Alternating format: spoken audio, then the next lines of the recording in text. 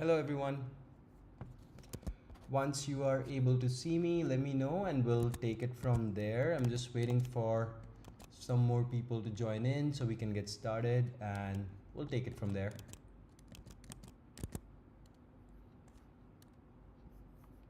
Can you guys hear me? Let me know in the comments, yeah?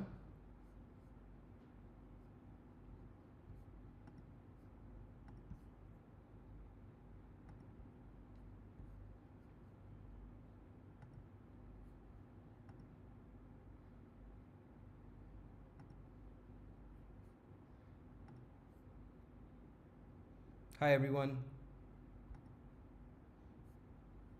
Just waiting for a couple more people to join in and we'll start from there.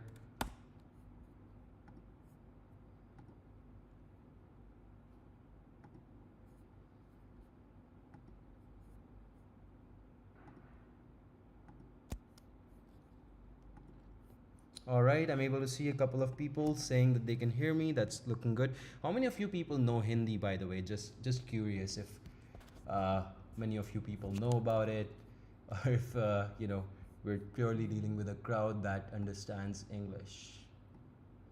And we'll take it from there. कैसे हैं आप लोग? किसी को हिंदी समझ आती है तो प्लीज़ बोलें, बताएं. और किसी को नहीं आती है तो भी बताएं if someone doesn't understand it.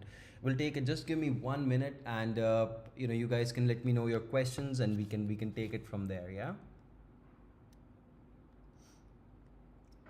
All right, guys. I think we have enough people joined in, and we can now get started. Nice. Thank you so much for coming in, Gayur. Thank you so much, Indo. Thank you, Shayna. Most of the people know Hindi also, so we might as well do it in Hindi. Thank you so much for joining in, guys. We will get started. So what I'm thinking of is that we're going to talk to you guys about, of course, the immigration pathway. If you guys are looking into green cards and all of that good stuff, this would be a very informative session, because I'm going to teach you about things that are not taught initially by default when you come in as international students. And this is for people who are currently in India. This is for people who are already in the US. This is for people who want to go to US, UK, Australia. We're going to discuss all of those scenarios, all of those cases, of course. But before we begin, I just wanted to know, are you guys essentially currently in India or are you in the US? Just comment the name, in which country are you guys right now, and then from there I think I'll get a pretty good idea of what the audience is looking like, and then from there I'll take it forward.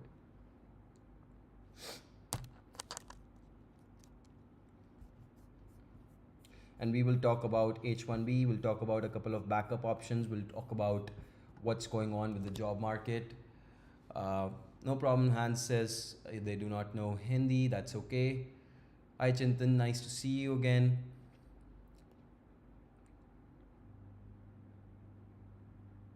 Alright guys, so what it appears is that most of you guys are from India. So some people say they're from India. Alright. Anyone in the US right now? India. Most of you guys are in India. That's good. That's good. Now we know the audience. So now we can sort of discuss, okay, some people in the US as well. One person in US. All right, Abhishek also in the US. So we have a bit of a mixed audience. That's good. That's good. No problem. So here's what we're looking at, yeah? Once you people essentially go to the US, right? You're on an F1 visa, right? You're on a student visa. It's given to you for, generally for essentially 5 years, and you can study a program, you can finish it off, you can work for up to 3 years if you have STEM program. Otherwise you get to work for 1 year and then you have to come back home. But there are ways to stay in the US longer. How do you stay in the US longer? And we'll discuss each and every one of the cases, of course. We'll discuss your individual cases towards the end of the session. But the important part is that after the F1 visa, basically, if you want to stick around in the US, the traditional pathway is that you generally go on to something called as the H1B. Now, H1B is a non-immigrant visa. What does non-immigrant mean? It means that it's not a permanent visa. It doesn't give you a green card. It allows you to stay in the country. It allows you to work, right? And no matter whether you're in India right now or in the US or anywhere essentially in the world, when you go and you study on an F1 visa, later on what will happen is that you will have an option of basically going ahead and staying later on an H1B. Sounds easy, right? But the problem with the H1B is that it is a lottery. We do not get to predict if we will get into the lottery or not, if we'll get the visa or not. So we can submit the application, of course subject to you finding an employer who wants to petition for you, and let's say everything goes smoothly, which by the way is it's not always the case. But at the end of the day, the H1B is a lottery, and if you get it, that's great. If you don't get it, then it's a problem essentially, right? So people try some. I know people who have tried 5 6 times and they've had meetings with me. At the end of the day, they just say, yes, we were not able to secure the H1B simply because more or less what happened was that we were just not selected in the lottery, and that's a problem, right? You're not selected in the lottery, you can't get the H1B, you have to come back home. All of your investment sort of starts looking like you're not going to get the return on it. So we understood this, and we understood that, of course, there's employers that take advantage of you when you have the H1B because they know you have no option. Market's bad right now, so you're working overtime, you're doing all kinds of stuff. But what's happening is that essentially at the end of the day, you're not really getting any return for it. And if you lose your job, you have 60 days of unemployment period where you have to go ahead and find a new job. If you don't find a new job, essentially, you have to leave. Some people have bought houses, they have cars, and they have to leave, all of a sudden leave their life in the US. It becomes difficult, right? Now there's a couple of options, of course. Instead of the H1B, we said, you know what, last couple of years we started talking about the O1. Okay, you know what, we're not going to do this, we're going to do O1 instead. How about that? Yeah, O1 is a visa that you can get, which allows you as a backup option, basically, which allows you to stay in the country. It's not a lottery anymore, especially the O1A. If you talk about, that's what most people go for. There's an O1B as well for artists, and people who are cooks and all that. But if you're essentially on an O1A, you need to prove that you have merit in your particular field. Could be anything, could be sciences. We've done it for gamers, we've done it for even for cooks, by the way. We've done O1, we've done it for people in finance, people in business. I think cybersecurity, any major field you could think of, we have done the O1A for them. And the good thing is it's predictable. It's not essentially a visa where you go into a ballot and then random names are picked out. It's not a lottery, but you do need a couple of things on your profile, and we'll talk about that. But the best part is that O1 visa gives you access to EB1A, which is a green card pathway. And if you're born in India, by the way, there's a big backlog for EB2 and EB3, which is what people usually do after they go forward with the H1B. They go with EB2 or EB3. For EB2 or EB3, if you check, right now they are basically processing, USCIS, the government essentially is processing for 2013 applicants. People who applied 13 years back, they are being processed as of today. So you can imagine, by the time your number comes and you're at the end of this long line, if you apply today, that's going to take probably it appears like 13 years, but it's actually going to take 20-30 years, simply because the speed of processing is very slow and there's limitations and caps and all kinds of things. So that brings you to EB1, which is a pathway that sort of just goes through the O1. If you have the O1, you can get the EB1. It's pretty much, the requirements are similar, and I'm going to walk you through it. These are the O1 requirements, these are the EB1 requirements. So what you want at this stage is that, okay, you know what, I can go ahead and get the EB1 later on. Right now they're processing for 2022. If I apply right now in 2025, there's a backlog of about 3 years, maybe they'll take 5 years, but I'll get it. And I'll get it soon. I won't have to wait for 30 years by the time I retire, right? If you have basically your country of birth as something except for India, maybe you're born in, let's say, Bangladesh, maybe you're born in some other country, UAE, well, then EB1 will get you a green card in less than a year if you get approved, if you get through. There's no backlog over there. EB2 is something that is also a little bit faster over there. They're processing 2023, but for people who are born in India, these are the dates you gotta deal with, and there's really no choice. So the faster pathway, and I think the pathway of the future, as you see more and more, people go on to the US and H1Bs, it's going to get difficult to get it because more and more people are immigrating. At the end of the day, the competition is rising. Unless there's a major scheme in the way, major change in the scheme of the H1B as to how people are picked. Currently, it's a lottery system. We don't know. Maybe Trump administration changes it next year, they make it merit-based.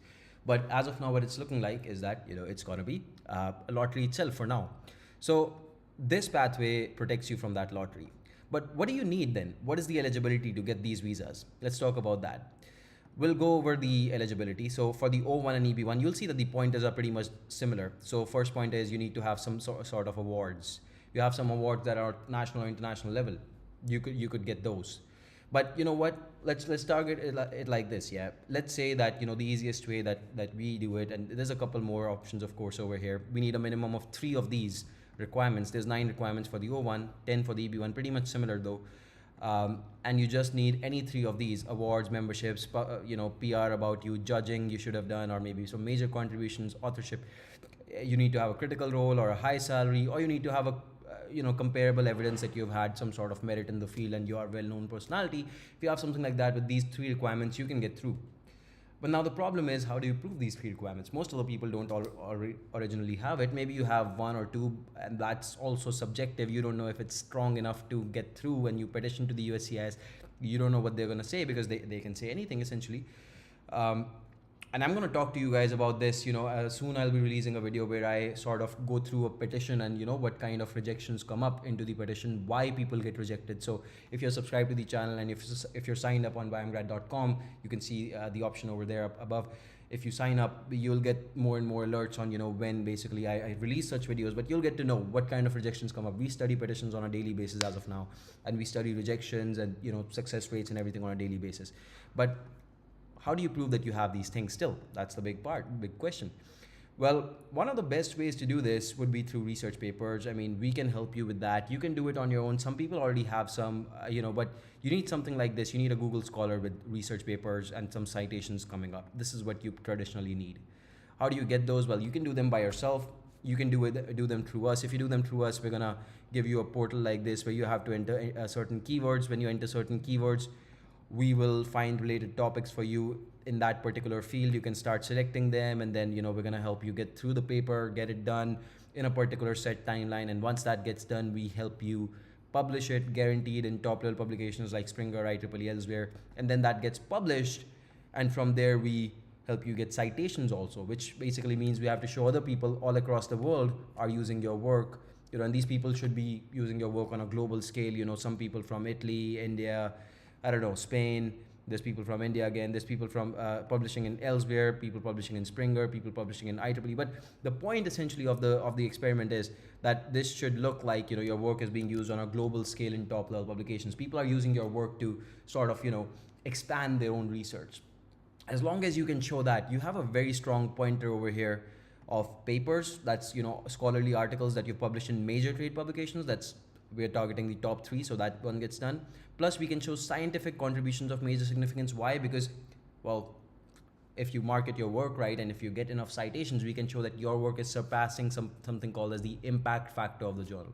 Impact factor basically means that, let's say someone is publishing today, impact factor is 5 on an average. If someone publishes in this location, they get 5 citations after publishing here over a period of 2 years. I don't know why they kept it as 2 years, but that's the definition.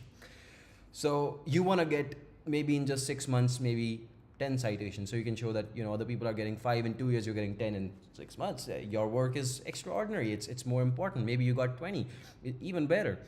But that's what you need to show. So second point gets done over here. Then based on these papers and citations, you can get some memberships like the IEEE senior membership. Some of those have requirements of experience. Some of your what do you say, good quality papers and citations.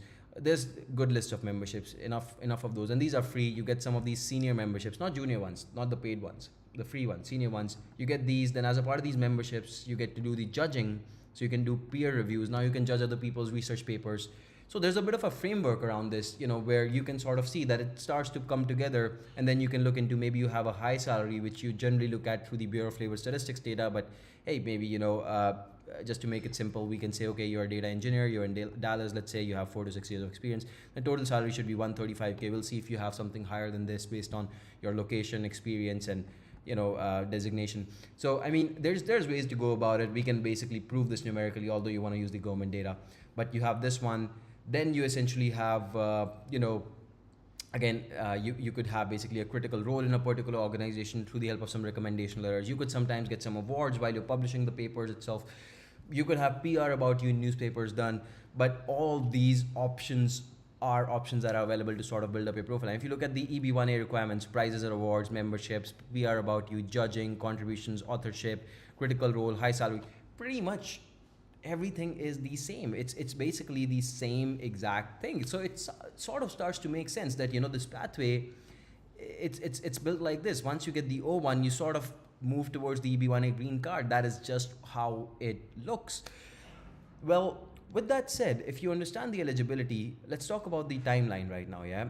For the EB1A, let's say you file the I-140 for the EB1A today, and this is something that's important, yeah? Let's say that we do this, and this is self-petitioned. You can do this today if you want yourself, as long as you have the profile. And let's say you get the approval. I'm just assuming over here. This is where the backlog starts, especially if you're from India, right? Or China. So what happens is that you are added to a long list of people who are being processed, and right now they're processing for people who applied in, let's say, around 15th April 2022. They're getting their green card today. Essentially, you can assume, just to make things simpler, essentially you are essentially in that long line and you applied in 2025. So you have to first wait for those people to get processed. If you're from, let's say, Bangladesh, I know someone's watching from Bangladesh, well, that's fine. You don't need to worry about a backlog because for you it's current. That means that your petition comes in, you can apply for the green card today.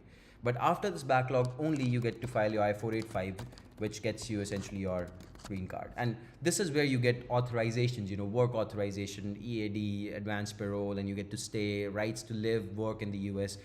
During the backlog, you have no rights, even if you have the approval. So you could potentially just sitting in India, apply for the EB1A, build your profile today, apply for the EB1A, wait out the backlog within India, and then go to the US when you have direct permanent residence. That's one option. You wait for 3-5 years, okay, in 3 to 4 years, 5 years, the backlog will be cleared. I know by that time my date will become current. They'll be processing for 2025 at that time. I petition today, but I'll go in 5 years. That could be a good plan, or you could potentially during the backlog be on a O1 visa, which is a subset, basically a child version of the EB1, which allows you to work, stay, live in the US, do whatever you want. That's also possible. It depends. I know people who have opened up their own companies on the O1 visa in the US. That's something you can do. It's very easy. You can stay, work, hire people if you want.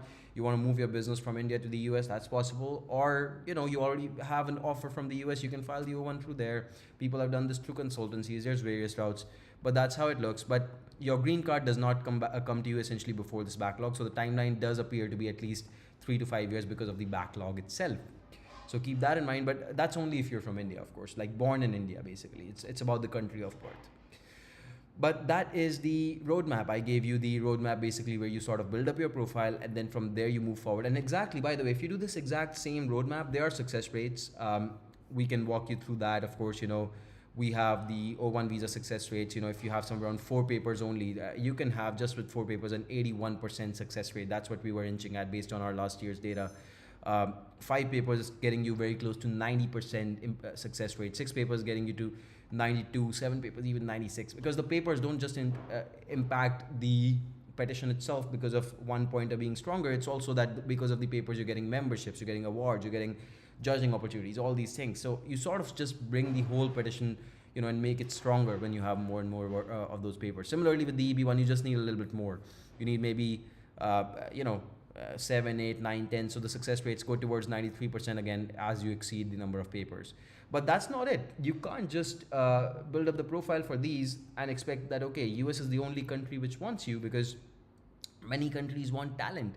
And that brings us to the fact that there's the UK Global Talent Visa. There's the Australia National Innovation Visa. There's all of these visas that you can get. And I'm not quite sure if it's why it's not opening up, but let me just try to get you the Australia, let's just see, National Innovation Visa. I'm going to get that link fixed, don't worry about it. But for now, same thing over here. What do they want? They want a nomination from someone who's a citizen, but they don't want you to get a job. You don't need a job at all. You just need a nomination.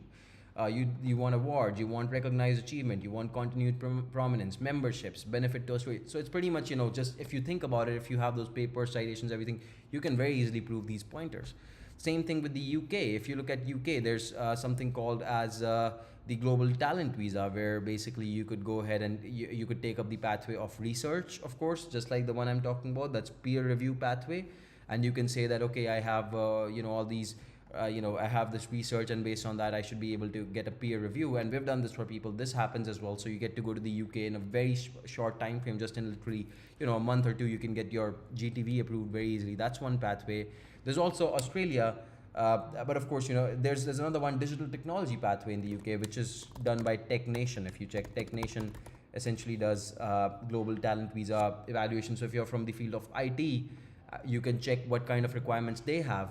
And over there also you will see a lot of requirements in the, now there's two classifications, exceptional talent and promise, but you generally want to see the requirements over here also. If you go ahead, they ask for publications, they ask for citations, they ask for all these things explicitly. You read this page, it's a bit of a long page. They have examples of what kind of evidence you can give. You can give your GitHub profile, you can give all kinds of things. But if you have citations, you have publications, you know, peer reviewed journals that you've published in, all these things, you can see really, you know, examples of relevant evidence. You've done some peer reviewed research grants, you know, conferences you've attended, you've had some presentations over there, you've received some awards. It's pretty much the same thing. That this is happening all over the globe, and top countries are recognizing the value of talent.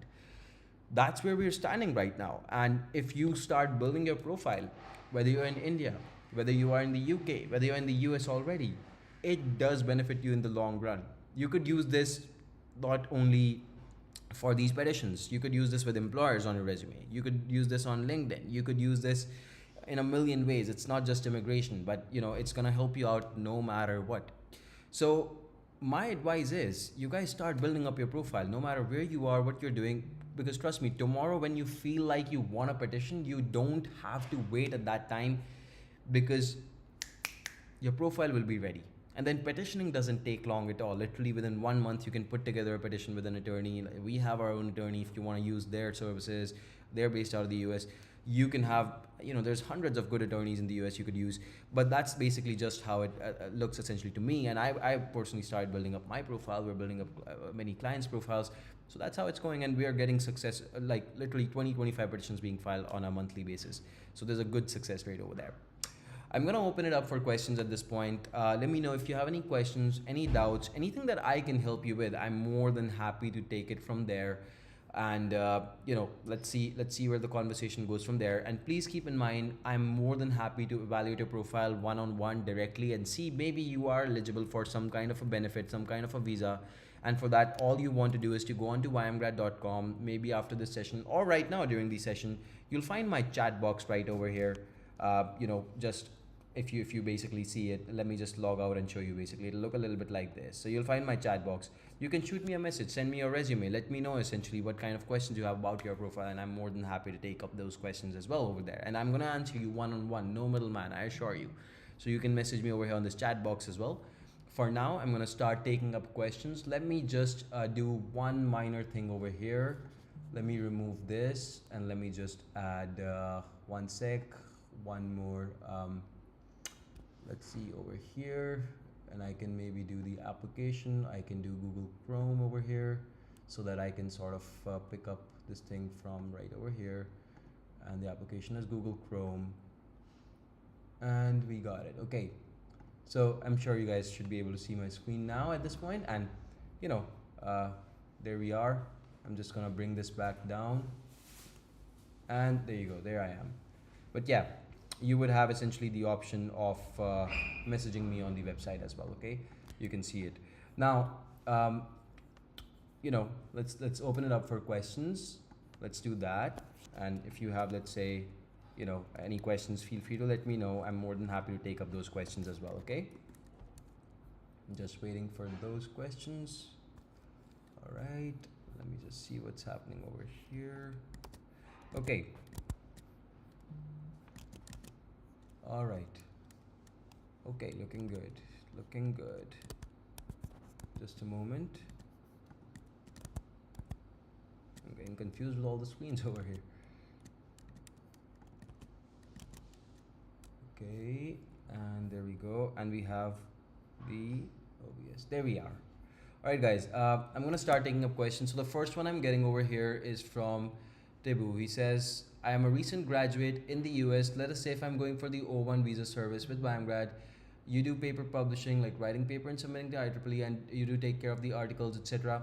We do take care of a lot of things for you, Tibu. Although what the kind of involvement you want to have is subjective. You could have a lot of involvement, or you could have very minimal involvement. It depends on what you want.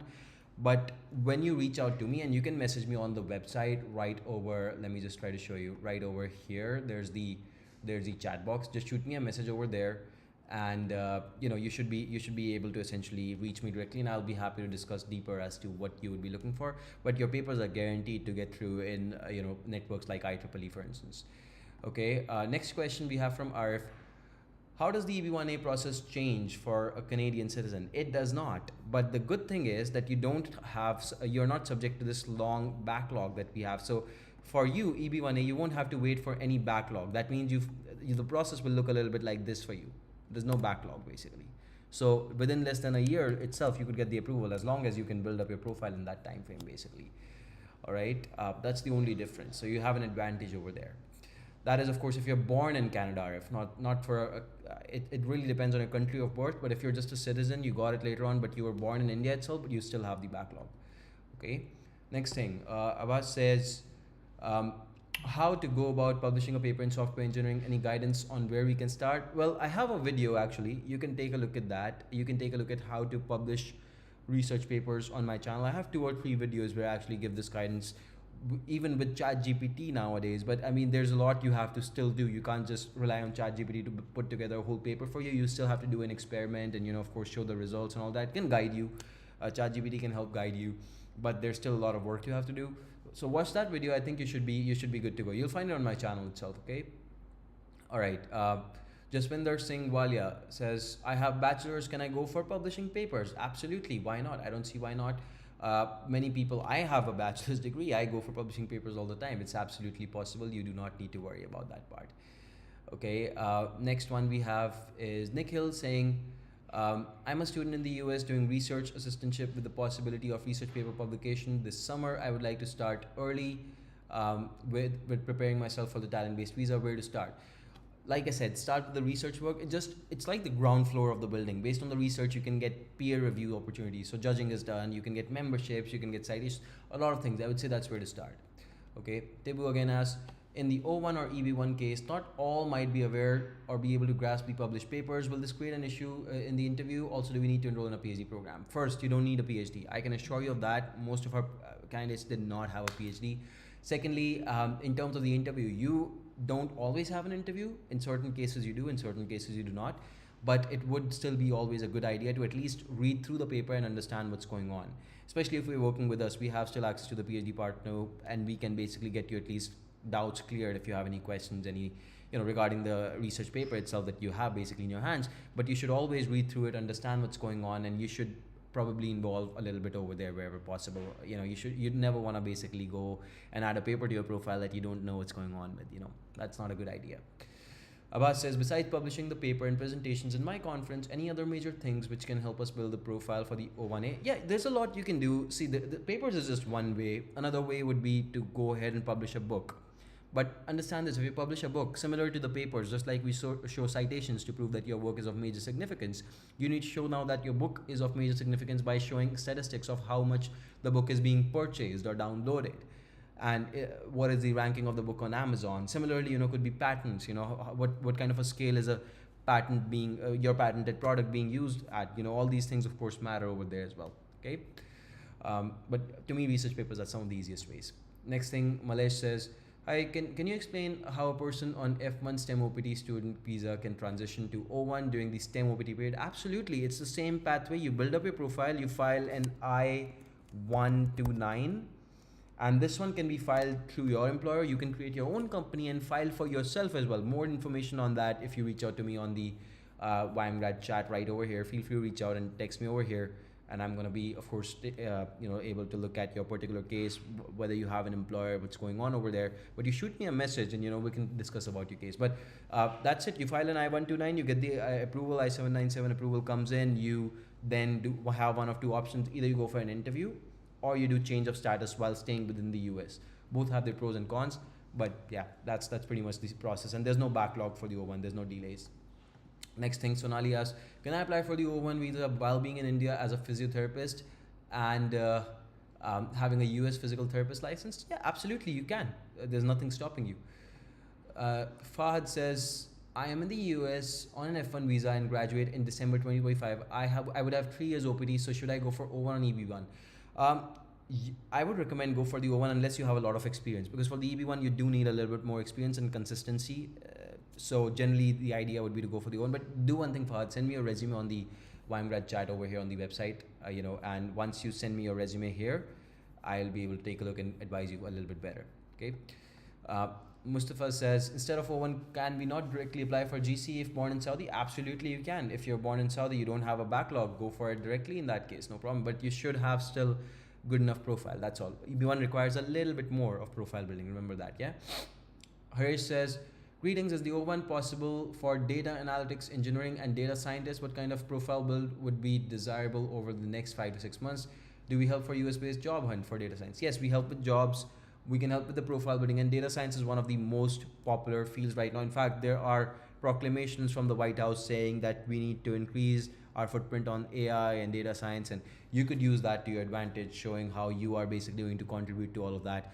What kind of research is needed? I think data science is in itself a research field right now, so I think you're smart enough to learn more about how you can do that, and of course you can reach out to me and we can help you out with that one. Okay, but a lot of data scientists getting approval for this one. Okay, Sonali says, I'm soon going to be giving NPT exam in US for physical therapist license to practice in New Jersey on a visitor's visa. So can I apply for O1 after clearing exam and staying in India? Absolutely, you can.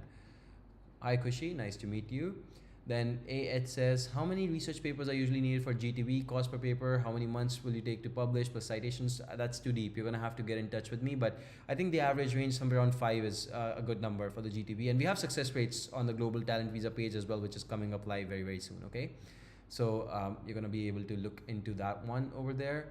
Then the next one we have over here is Kushi saying, can you please tell me about a budget-friendly country to pursue PhD in management? PhDs are generally free, otherwise they're not PhDs, Kushi. So go for the most expensive country you can think of. I can think of US as the most expensive one. Go for the US because PhD is supposed to be free. If you get a PhD opportunity, you should be getting a fully funded one. Malesh says, thank you. I appreciate you here, Malesh. Thank you so much for coming in and joining. Shrikar says, I'm about to graduate, 100% scholarship in the US. Will it help me in O1 visa? Also, can I start making my profile with writing research papers using our services? The answer is yes to both of those questions, Shrikar. And then we have AH again. With Trump in power, is it advisable to come to US on H1B? Look, we personally expected a lot more negativity on the immigration standpoint from Trump. I mean, illegal people are facing that negativity right now as we speak, but last term of Trump, H1Bs faced a lot of that negativity. They were getting all kinds of RFEs, request for evidence, all kinds of issues. Simple renewals were getting denied. It's not happening right now. We don't know what to expect in the future, but that's what it's looking like. And what I would say is that it's still a good time to come as such. As long as you are working hard, you don't expect things to be given to you, spoon-fed to you. You work hard, there's still a lot of opportunity. Okay, next thing, Sonali says, so basically I'm going to need an employer from the US to file an O1 visa petition for me while I'm still in India. The answer is yes, but if you don't have an employer, you can still do it by yourself. You could be your own employer as well. So you could have an entrepreneurial venture as well. That's also possible. Abbas says, if we apply for the green card after getting the H1B, that is, we are EB2, EB3 during the waiting period, can we work in the US? Is there any challenge in getting our application to the backlog? So let me just see that again. I couldn't understand. Sorry. If you apply for the green card after getting the H1B, that is EB2, EB3 during the waiting period backlog, can we work in the US? Yeah, you can. I mean, you still have the H1B. You can work in the US on the H1B. Is there any challenge in getting our application to the backlog? Through the backlog, I think you mean. Well, the only challenge is you have to wait for 20, 30 years in that pathway. And most people retire in 30 years usually. So we don't know unless and until they do something essentially to help with the backlog clearance. But that's basically it, right? Rajveer says, hi, I love your videos so much, especially those reels. Thank you so much, Rajveer. I truly appreciate it. Can I tell you about masters in structural engineering? Is it a good idea if you're planning to do work after studies? Is job market good? Structural engineering, I would say focus on areas like New York. I know some of our clients went there. They got good jobs, even in this period right now, which you can say sort of is recession mark period. But yeah, I think that would be one good option. Next one from Mary, and she says, or he says, I am in class 11 in India. I have chosen PCM. I want to get into a good college in USA. Can I tell you about a guidance? Can I guide him on how to do that or a video. Absolutely, we can do that. I'm happy to make more video on it, but as such, focus on your profile building. Any kind of internships you can get, even research you can involve in, that would put you miles ahead of most people essentially. Even small projects, I think that's better than any sort of volunteering or extracurriculars that you could have on your profile. Mustafa says, how does that work? Directly applying for GC, what will that cost? I mean, the cost depends on what kind of a path we're looking at. There's various ways to do it. I think you can connect with me, Mustafa, for that on the YMGrad chat over here at the bottom right. You can see. Just shoot me a message. We'll discuss more about your particular case because costs can differ for various cases. This one I've answered already. And AH says, I'm selecting H1B. If you're already on the H1B AH, you probably want to go for the EB1 directly. You may be able to get a green card faster. Okay. Pallav says, how much cost will I incur for masters in environmental engineering in the US? Should I consider any other country? I mean, you can look at the costs on our website itself on YMGrad. You can sort of look at industrial engineering. You can sort of start searching over here, and you can, environmental engineering, you said, right? You can do the same thing for environmental as well. And you can see between different countries, what are the costs. You can sort of apply filters on the tuition fee, and you can see which one sort of works out for you. But yeah, go over the opportunity, as I would say. Okay. All right. The next thing is, so Vineet says, I'm a hospitality student trying to pursue master's STEM in hospitality in Boston University. I did do J1 in the US before and got recognized by CEO of Marriott. Is it possible? Is O1 possible for me? The answer is yes, absolutely. It should be possible for you, especially if you're from a STEM field. Even non-STEM fields we've done. So I don't think that's something that, but we will need to look into. We need exactly how much profile building you might need. So just send me a resume on YMGrad. We'll take deeper look on that, and we'll see from there if some sort of profile building is still needed. Otherwise, maybe you're just already ready. Hi, Suleiman. It's nice to see you. Then Salman says, I do have 9+ years of Gulf experience as a network technician. Level 2, am I applicable for O1? I have multiple Cisco certifications. Quick advice, certifications in many of our petitions have been turned down. Don't rely on just certifications because many people can just take a test and get the certification. So that is not, I wouldn't say that's the best way to go forward, okay? You probably want some more research and all that good stuff that I just talked to you about. But you can always send me your resume, Salman, on the website on YMGrad. I'm happy to evaluate your resume for you, okay? We'll take it from there. Anyway, next question, Aditi. How to clear the F1 interview? I've applied to Utica University. How can I get scholarship? Please tell me what are the other universities for business analytics. I think you want to reach out to me on YMGrad because this is a very specific question. It'll take me a bit to answer this, but the university you've applied to is not great, to be honest. And F1 visa interview is unfortunately a bit rigged towards bad university. Like you're not gonna essentially see a good success rate. Yeah, there's a high chance of rejection for such universities. You want to go for good universities? Search for universities in business analytics on our website right over here. Search for business analytics, and you search for it. You'll see MSBA programs. Many good universities offer it. These are the top universities. You want to stick to some of the top 100, top 200 over here. These are the worldwide rankings, so you can't go wrong with that. Okay. All right. Next one over here, Suleiman says, hi, this is Mohammed Suleiman, completed my master's in drug design and discovery from the UK, having experience in clinical data manager for 5 years, looking for job visa in the US. Suleiman, I'll have to check. If you have the experience, it may be possible to send you first on the O1 and then you can do contractual jobs with other employers also. But we're going to have to check. Maybe we already have some referrals. We can help you with the job search as well. You can reach out to me on ymgrad.com over here. You see this chat box? That's where you want to be. You want to send me a resume over here. Okay. Next one. It says with Trump in power. I've already answered this one, I think, AH. So let's not send this again, please. Abhishek, how does YMGrad help in job hunting? So we have the job application help. We can help you through referrals. We can help you through direct applications. We can help you through profile improvement. There's a lot we can do. We can help you through opportunities that we know are coming in, in the future as well. Sometimes the opportunities are not released publicly. So there's a lot more we can do based on our contacts, but that's a separate topic altogether. You can reach out to me on the YMGrad website chat over here, and from there we can take your case forward. Hey Jaswinder, so Jaswinder says, I am on H1B working as senior staff ER engineer, I suppose, role with bachelor's degree. How can I build my profile for EB1 if I get managerial position? Will that help me with the EB1? Yes, that helps because you may show your critical position, critical role over there. But again, just whether you want something special to build up your profile, so research work and all these things that I discussed during this session would help. But you can always reach out to me on the website chat, and I'll be happy to look into your current resume and tell you if there's something else we can do as well. Um, Amai says hi. I say hi to you back. Then Divya says, thank you for the session. I appreciate you, Divya. It's great to have you over here. Arif says, is there an age limit? The fortunate point is there's no age limit for the EB1A applicants. Amai says, is Oregon University good ranked? Oregon State, it's not the best one, to be honest. Unfortunately, it's not the best one. I would go for better universities if you can at this point. Shrey says, Koya University for AI ML processing paper publication in free. Please tell about your review.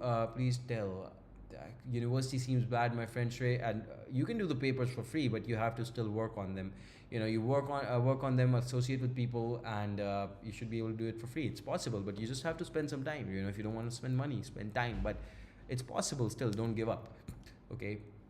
Then Journey says, if I start the process with you, how much is the cost going to be? Cost depends on a case-to-case basis. I don't want to go into costing over here in the session, but you can reach out to me on the website chat. You can see it on the bottom right, and I'll take a look at your particular case. Maybe you already have the profile ready, and then we can discuss the cost. Maybe you don't need any costs.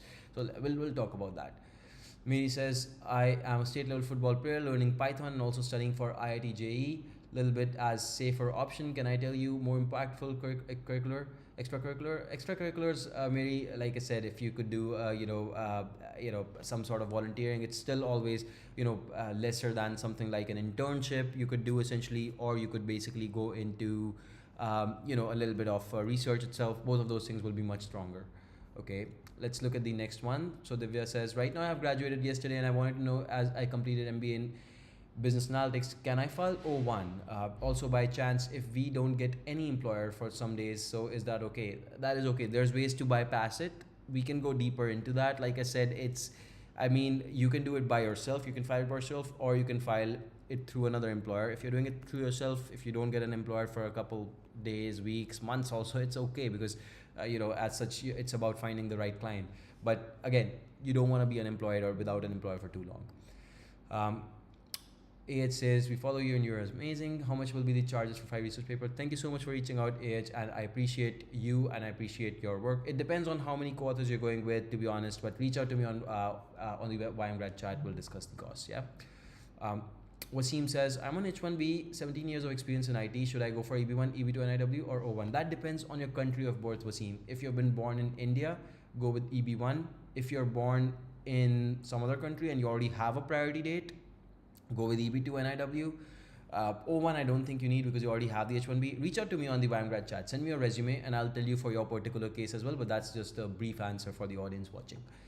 Abbas says, I've got my name in the H1B lottery. How can I start looking for jobs? For example, LinkedIn. Do I mention a proxy US number? Abbas, I'm not quite sure. If you got through the H1B lottery, that means you should have an employer. So I'm guessing that you did it through a consultant. Yeah, so then you probably want to start looking at LinkedIn. You want to employ maybe a strategy of using some referrals. Referrals are working very well right now for us personally. You can look into the job application help. We have support for that as well. Or you could send me a resume on the website. We could discuss further from there. ACB says, I recently completed my graduation. Present situation in US, civil engineers, vacancies for freshers. Freshers, it's not great, to be honest. I don't want to lie to you. It's not great. If you're a fresher, you probably want to stay away, or either you want to go study first in the US. That might help you out. I would not spend money, time, effort going into the US as a fresher, unless I'm going to study. For studies, you can go, but not for a direct job. All right. Next one, basically, Vineet says, hi, the YMGrad website does not have any information about hospitality courses. We don't have any problem to guide us. Any resources? Yeah, there's a lot of hospitality courses. I mean, there's people do public health all the time. You could search for your exact course that you're looking for, and there's a lot of, sorry, I think I mentioned the wrong spelling. Yeah, but you could do a lot of research still. There's a lot more information depending on what you're looking for, of course.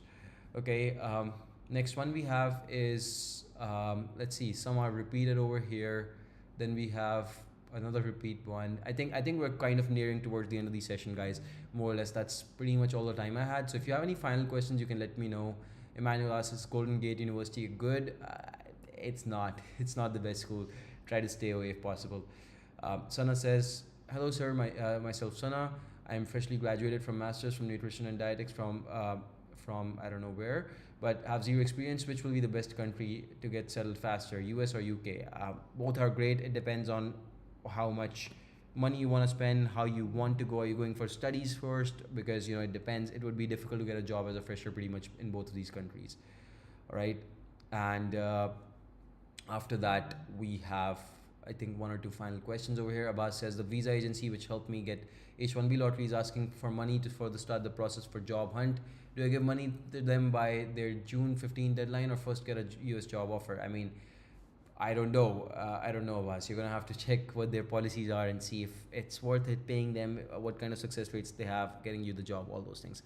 But I think that was all the questions. I think most people got their questions answered. I appreciate you guys coming in, and if I could not answer a question or you want to go deeper, if you're interested in any of this, there's a lot more we could cover. You just shoot me a message over here on the YMGrad chat. I'm more than happy to take it from here. Send me your resume. Let's take it from there, and let me know if you have any further requirements, you come across any other questions. You can also follow me on Instagram. I have a lot more content just like this on Instagram, so maybe look at that, and I'll be more than happy to connect with you over there as well. But if you reach me on I'm Grad chat over here, you get a response from me personally. All right, so thank you so much for coming in. And sorry, Vineet. Yeah, hotel management also, we have some courses. Don't worry, you can reach out to me. We'll discuss more over there. I'm so sorry, I misread that again. But yeah, we'll take it from there. And thank you so much, guys, for joining. I'll see you in the next one. Good night, goodbye, good day, wherever you are. And thank you so much. Bye bye, and take care for the time being. Yeah.